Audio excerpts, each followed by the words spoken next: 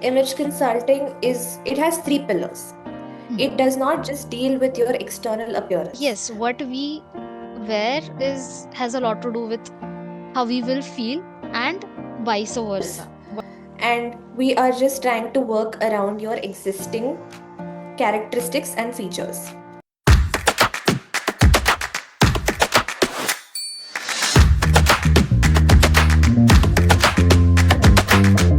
Hello everyone. Today we have Miss Anoushka on board. She is an image consultant. She is an expert with image appearance and how our impressions can have a positive impact on our well-being and how it can help us to build our personality and image which aligns with our intention and which aligns with our own self. So let's unwrap, let's explore how image consulting can help in our emotional well-being. Welcome Anushka. Thank you so much for joining. Thank you, Shivani. That was a very warm welcome. We could make this work because nothing like, bringing out the essence of image consulting to the world. Because I genuinely feel that there's a lot of misconception about the whole field in itself. So Mhm. I think this is a great thing that we're doing and, clarifying it to people. So yeah, Yeah, sure, definitely. We will also talk about the misconceptions around image consulting. Uh, but to begin with, I would love you to, give a small introduction or a small brief about your background and yourself. definitely. So, like Shivani mentioned, hi, I'm Anushka. I am a fashion design graduate, and I had this dream from a very young age, probably when I was 9, that I wanted to do something related to fashion. And like they say that, things do turn around as you adult and you have a lot of reality coming in. So I did my degree, and post that, I worked as a bridal stylist for a while. So that gave me a good amount of exposure into how things work in detail and, the styling aspect. And what we think that styling is quite different from what actually ends up happening when you have real-time customers. Hmm. So post that, I went into launching my own brand. I did an exhibition as well. It was a women's wear contemporary brand. And I'm not going to lie, it was a hustle to, get the labor on board and everything to go on. And I think at one point after the exhibition, I went like, now what? Now there has to be something more we do because I am quite a passionate, driven person. Like I need to keep upskilling myself. So I found out about image consulting. I found my idol, Ishita Saluja. So I saw how she was making it big, and I just knew that I could make it big. And like every other person, I thought that, yeah, it's all about fashion and styling and looking glamorous and everything. But when I started my course and I went along the journey, I see that it's a lot to do with your transformation. It's Hmm. not just ki ha अच्छे लगो and look glam all the time. No, it's also syncing your inside, what you're feeling, what you're going through with your appearance. Now today, if for instance I was feeling very dull and I was just off, no matter how much makeup I put, I will not feel okay when I come here and talk. I need to sync that inside with my outside. And similarly, if I know that a particular black is going to overpower me or I don't resonate with that color, for instance, if I wore black and came here, I would not be confident to talk to Shivani at all or like anybody on this platform watching it. So it's a lot to do, and I think we will discover it along the way. We do have a good amount of time. So, yeah, that's the gist. So I do remember when we had a call, when he had a conversation previously, you mentioned a lot of things about image consulting. So let's start with the basics. A lot of females also would love to know more about, what exactly image consulting is, because what I have perceived, what I have learned so far is it's beyond how we look, as you mentioned right now. So please help me understand what are the core crux of image consultation. Right. So, to make it very simple, Image consulting it has three pillars. Hmm. It does not just deal with your external appearance. Like I said, it's an inner transformation as well. So you have appearance, you have behavior, and you have communication. Now, it depends on each consultant who is specializing in what, and everyone has a different approach to doing things. So, I personally believe कि image consulting में we can do like an overall depth analysis of you. We can understand all about you. And that image जो you're projecting outward, it comes from whatever is inward. People think, like I mentioned in the intro, people think it's all external. No, Right. it comes from inside out. Hmm. Think of it like even therapy for that example. You're trying to find the root cause of things. You're doing an inner introspection. So, the same way with your image, we're trying to understand your inner sentiment, your values, your core beliefs. If for example, your value is a particular thing, ki abhi, the community you belong to, or, the upbringing that you've had, your values are reflected based on that. So if you have a particular set of values and we try to, influence you or tell you ki something else without understanding those values, it's not going to work. There's always a misalignment. So we sit with you, we talk to you, we understand, your values, your beliefs, your core system, how you have had past experiences, and then we help you out. So it's like a whole transformation that you're going through. And there's a depth. We go into body language and we go into a bit of communication. It needs to be handled very delicately is all I would say. Hmm. Hmm. Hmm. Absolutely. Yeah, I agree. And that's a very sensitive way to go about it. So Absolutely. I can see, I can understand a lot of aspects around, how we perceive ourselves is what I can understand. So I think the um, base here is getting aware of our values and our self beliefs and Definitely. our culture. Yeah. So uh, I know that a lot of things you mentioned, like the core pillars, the self worth, communication, and the attire, also our behavior, are the foundation of our impression image consultancy. But it would be really great if we have a mock here, so that even I get to understand what exactly happens in image consultancy. I would love to be your client for a while, and Sure. let's go ahead, and please, Anushka, you can take the lead and we can start. So just imagine that I am coming to you for the first time, for the first consultation. Yeah, Okay. to you. So I'm going to assume that you would want to have a consultation on your body shape and your color analysis.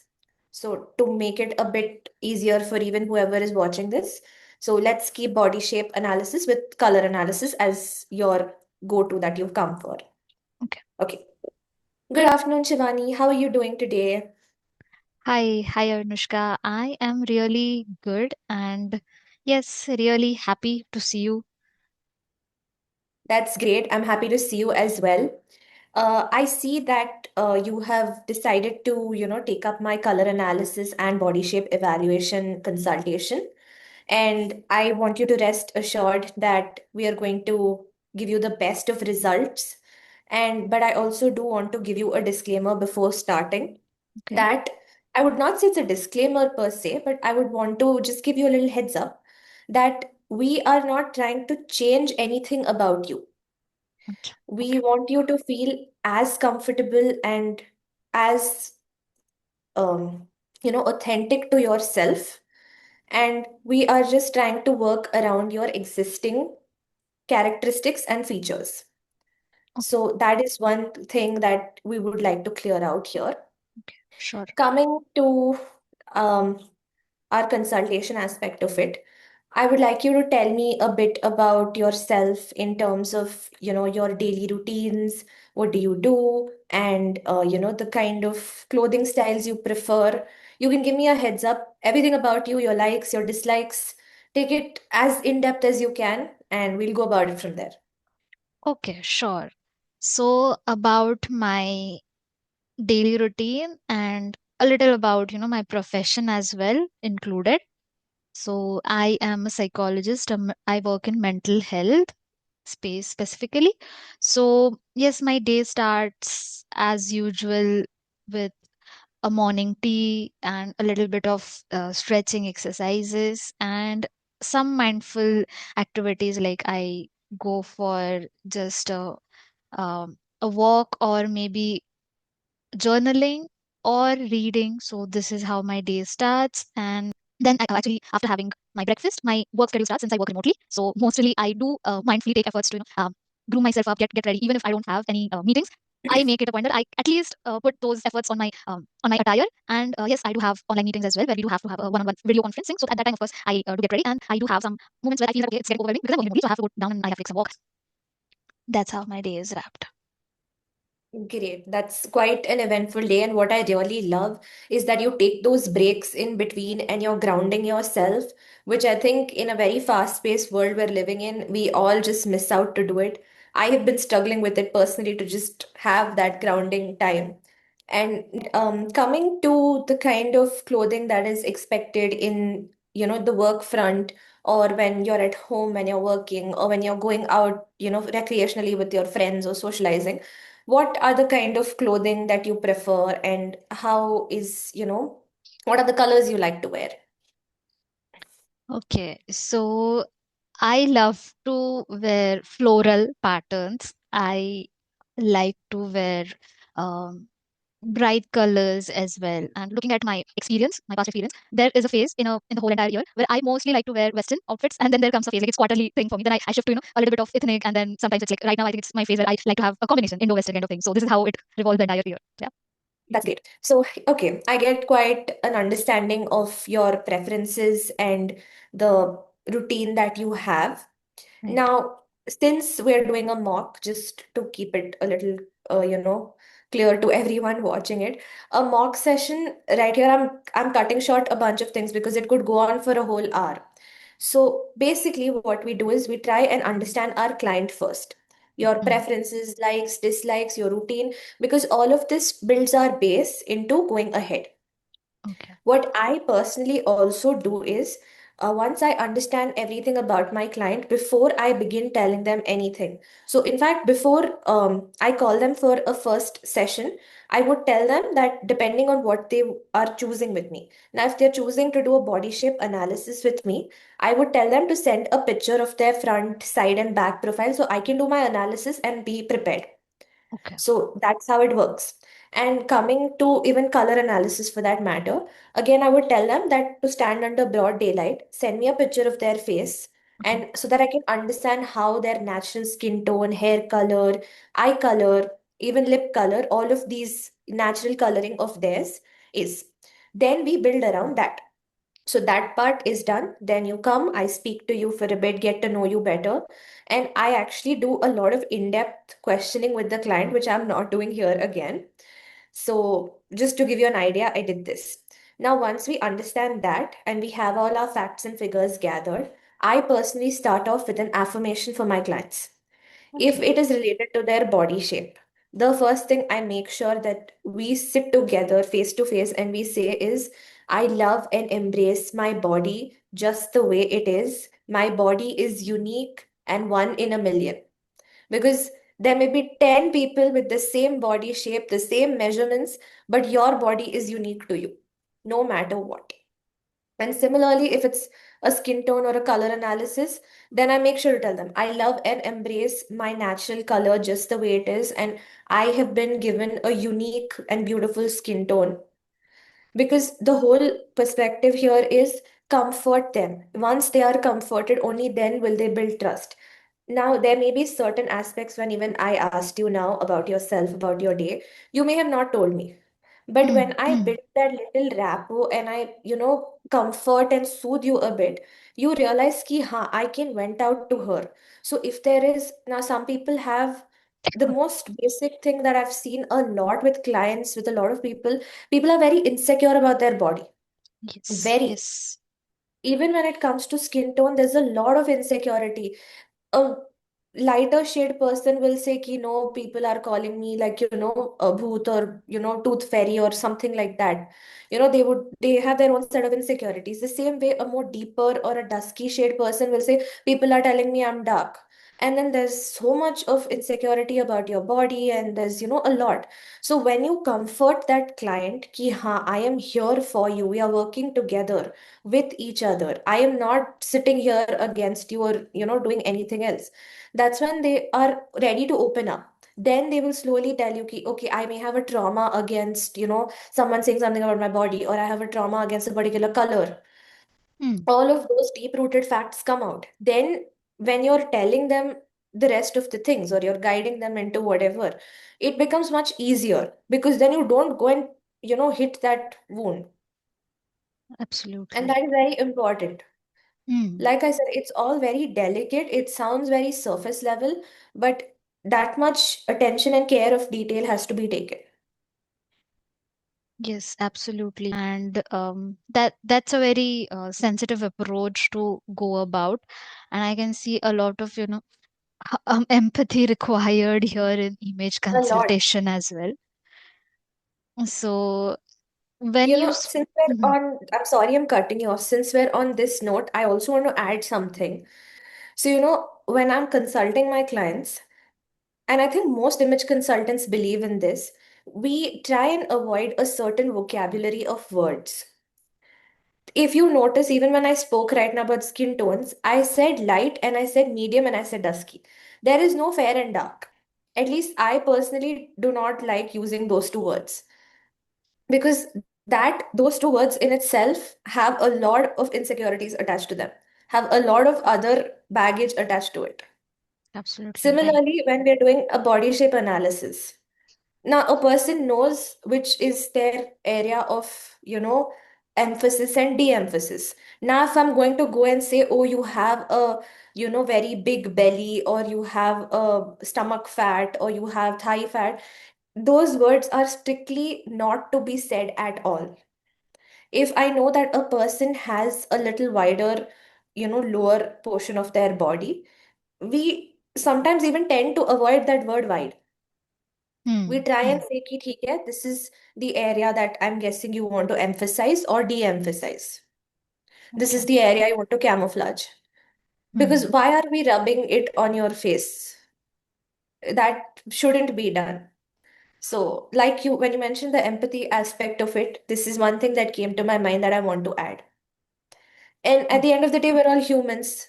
Yeah. Sometimes there may be a slip of the tongue. Like technology, even we glitch at times. Yeah. So it is normal, but I think as much as we avoid it, the better it is.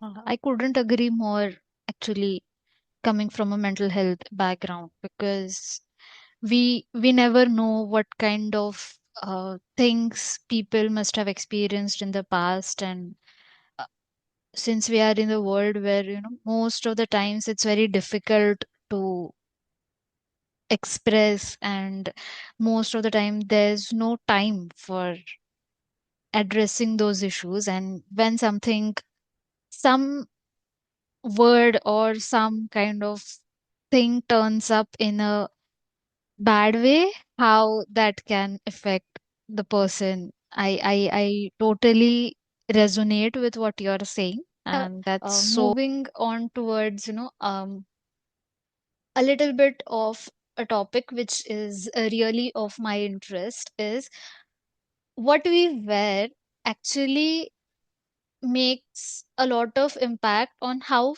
we are feeling, right? As we were mentioning about, how we are feeling about what are others thinking about our attire and all.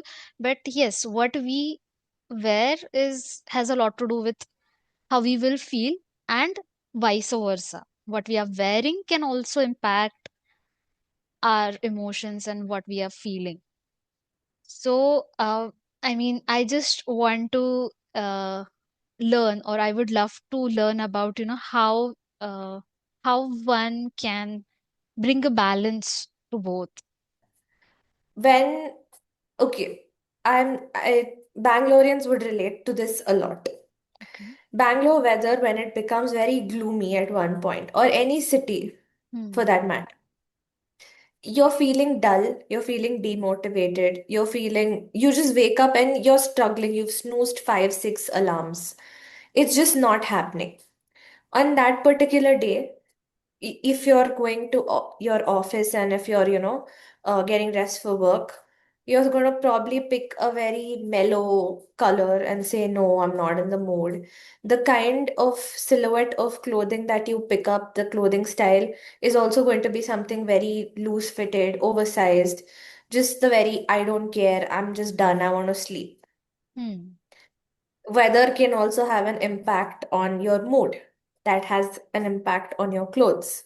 And then when you go to office, you're just perceived as, हाँ इसने तो effort डाला ही नहीं. Hmm. Similarly, when you're really happy and you're just happy for no reason. And let's say you're just lounging at home. Hmm. It's a good day, you're just feeling good, energy levels are high, you're lounging at home. The kind of clothing also that you would pick up makes a difference.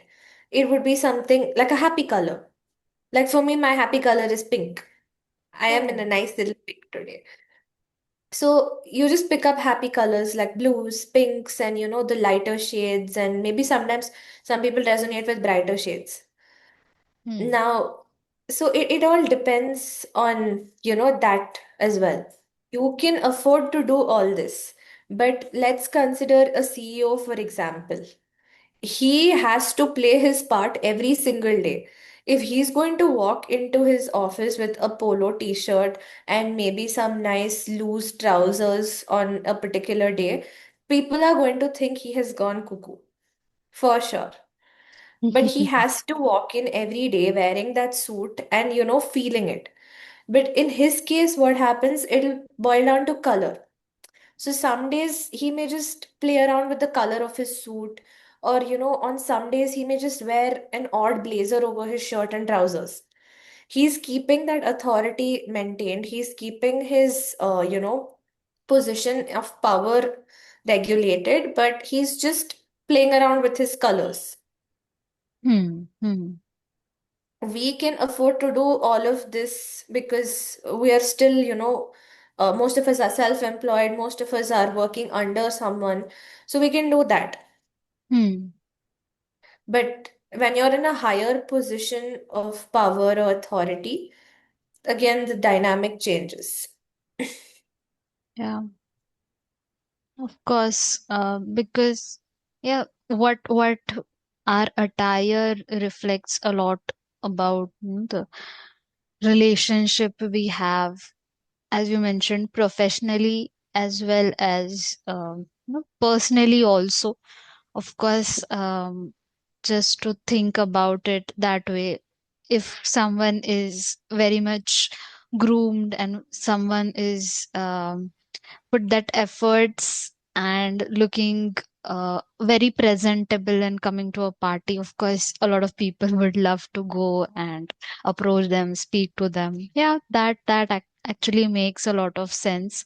And the example which you gave, I just tried giving a parallel example in a social event. So, yeah, that makes a lot of sense. And so the relationships are also somewhere, I think, majorly impacted with our impressions or our attire. But pulling it into a different zone, speaking about our confidence, which comes from self-worth, as well as you mentioned that you help people with affirmations. That's so wonderful and that's so amazing way of helping them with building more confidence.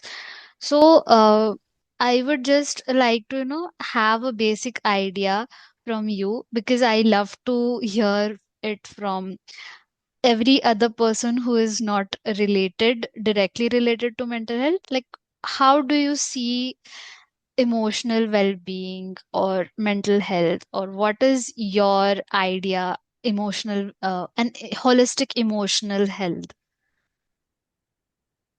So I think emotional health, mental health is a very big deal. But I feel like somewhere, if we all, some of us can regulate our mental health and whatever we are going through, but some of us do need that external guidance. Hmm. Hmm. It's very important because that person is going to come and give you that boost which you may not be able to give yourself. And not everything you can tell your family, not everything you can tell your friends, not everything goes to everyone. There are some filtered versions that go there, but there, because you're literally removing layer by layer, diving deeper, deeper, deeper, you can figure out that solution. And your emotional health is also directly related to how you are going to dress up, how people are going to perceive you, and a lot more things. Hmm. So, for example, if you're like really, really dull, like let's assume you have a viral today or a flu, that your physical health is impacting your mental health is in turn impacting your clothing. You can do whatever you want, and you're still going to be in that glum state. And you're Hmm. just going to be like, no, no, no. But the minute you say, ki, I have seen this with myself, there are days I'm really low. But just, sometimes washing your face at that moment, just, dabbing a little bit of, mist or deodorant or perfume or whatever. I'm not saying you have to suddenly go and do a full glam makeup or, get into a very fancy, sparkly outfit. Just that little touch of doing something for yourself at that moment. Like I said, start off with washing your face. Probably, dab a little perfume, spray some perfume. And, maybe for women out there, if you want, I'm not even saying put lipstick, just put a lip balm. Hmm. Just Hmm. make yourself feel a little alive. And in the next couple of minutes to an hour, you will forget that you even were feeling so low. Hmm. Hmm. Obviously, you will not be 100%, but that little effort that you put into yourself. Now, even in terms of, some of us who work from home, you and I can probably resonate. There are days you're like, yeah, whatever, who's seeing me? I'll just chill in my pajamas at home, and, who even cares?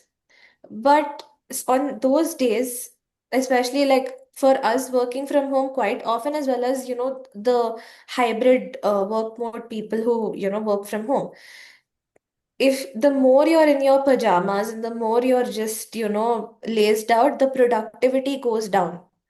Again, it's related to your internal state of being. You will try to produce a particular result or write a code or create something, and you're just going to feel stuck, and you're going to blame it. Oh, the weather is not good. Oh, I ate a full heavy meal. I ate biryani today, so I'm like really stuffed. I'm feeling tired. I can't do this. Or even if someone is walking into office with just a oversized t-shirt and pants, I would want them to notice their productivity that day. It is going to somewhere be a little wobbly. But the same thing, if you put in a little effort and just, just wear something a little more fitted, something a little more, that you feel good in. I'm not Hmm. saying you have to wear some, really um, fancy thing, but that little effort can take you a long way. Now, I could have attended this podcast in something very simple and said, huh, I'm at home only. It's Shivani at the end of the day. She won't judge me. But the number of people who are going to watch this, who are going to see this, I need to communicate my part to them. Exactly. I need to look the part. Right. No matter if today morning, whether I was okay, not okay, 1 hour before the podcast, if I was up, down, no, it's a commitment. It's a important thing for me. So I have to put in that effort. Right. So, yeah, so this was it that I wanted to discuss so far. If there's anything that we have missed out and you would like to elaborate some hacks around that. So I think the most important thing I would want. the audience to remember. I think this is for all of us. Just be authentic. Authenticity is such an important thing to me. Even I get this, compliment or comment a lot of late. So whenever people see my reels, they tell me that you're very authentic. Because genuinely, I don't filter out anything. I just put it as it is. If I crack a joke in between that reel, if I have, said something, if I'm probably fumbling and falling down, like, tripping here and there, I keep it as natural as possible. And your authenticity is actually a very big key element for you. There is no one like you. And the more we remember that, the more we stop the comparison and the log kya kahenge, I think it just becomes very easy on us. And I think all of us, no matter where we are, no matter what we're doing, which field we're in, that little effort you take towards yourself, just grooming yourself, because it takes only 7 seconds to make an impression, just 7 seconds. And that is like a make or break situation. You either nail it and you nail that impression, you get that job you're trying for, you impress a potential investor in front of you, or your boss or your colleague or anything, or it's gone down. And sometimes what people are missing out on is that clothes are doing the silent talking. Even Okay. before I opened my mouth here to introduce myself while you were talking, my appearance, my clothes, the way I showed up is was talking to you, was talking to the audience, was setting that tone. Hmm. And it is very important. And there are a lot of people who say, "Ha, ye to superficial hai, surface level hai. This dressing up is vanity." But if dressing up is vanity, then did have you ever stepped out of home without clothes? Have you ever said कि हाँ ठीक है आज कुछ नहीं पहनना, I'll just go out, it's cool? There's always something you wear, even if it's mismatched, it's uncoordinated. That effort you took to go till your cupboard, pull out something, put it on yourself. So when you're already taken 50% of the effort, why not put a little more effort and dress up for yourself, for the part you're playing at work, for the role you're playing in life? Many of us just take things for granted. We also do it. I also do it on some days. But you never know who you're meeting where. You never know how that is going to be a prospective encounter for you. You never know at the grocery store who might turn out to, be a good network for you. Hmm. Hmm.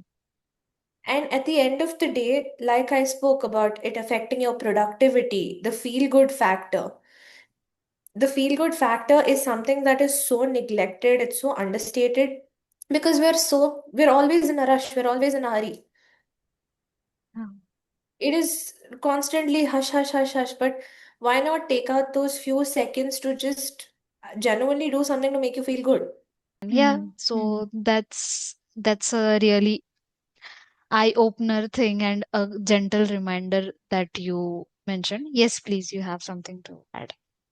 I also feel women, especially at every age, at every part of life, we have a lot going on. Hmm. And there's always an insecurity. A college girl is insecure from her peers, from how she's looking, because, like you said, teenage is when things, take a shift. Similarly, with someone in, excuse me. Similarly, with someone in their, mid 30s, mid 40s, you've had a baby, you've had your midlife thing going on, and you're probably again feeling array tummy bloating, array this, array that, and there's a lot. So there's constantly one insecurity phase going on for you. I for one have struggled with a lot of acne, body acne, for the longest time, and I was the most insecure person about myself. But you always need to know that if there is a period of darkness, there's also a period of lightness. Hmm. And fine, you don't want to go to a dermatologist, or you don't want to, go to someone externally. There are things you can do yourself to, make that difference for yourself. I could have, even makeup is something that is taken in a very wrong way. Like, nobody is telling you that you have to dress up every single day. It's a personal choice. But just that little dash of, little BB cream, or, tinted moisturizer, tinted sunscreen, all of that makes a difference to how you look. We don't have to use foundation every day. We don't have to go looking like a whole, three-layered cake. And even when you use foundation, there is a way to use it so simply, so elegantly, that you don't make it look very in your face. I think all of that also comes into play. Hmm. Okay. That was a lovely insight, Anushka, and very much empowering as well. So, yeah. Once again, I would love to say that thank you so much for your time and looking forward to staying connected.